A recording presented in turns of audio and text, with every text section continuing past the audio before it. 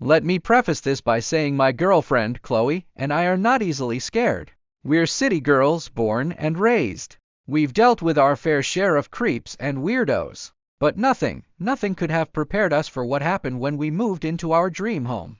The last thing you ever expect to see on your security camera at AM is a man in a black mask holding a crowbar, methodically testing every window on your ground floor. But for us, that wasn't even the most terrifying part. The worst part was knowing he'd be back and that the police believed we were just a couple of hysterical girls overreacting. To understand how we ended up in this living nightmare, we have to go back 3 months, to the day it all began.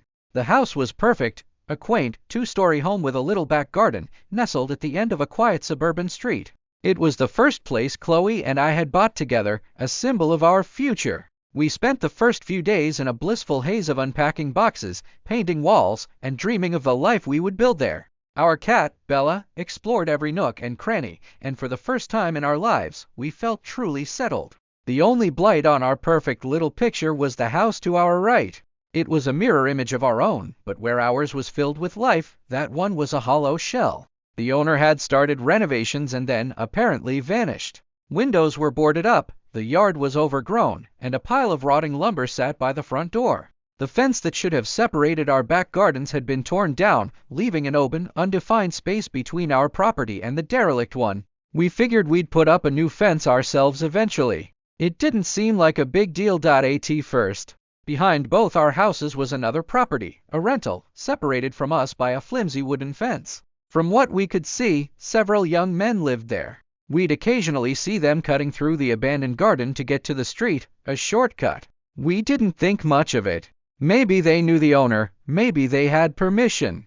We were too busy with our own lives to worry about it. That first weekend, we decided to christen our new garden.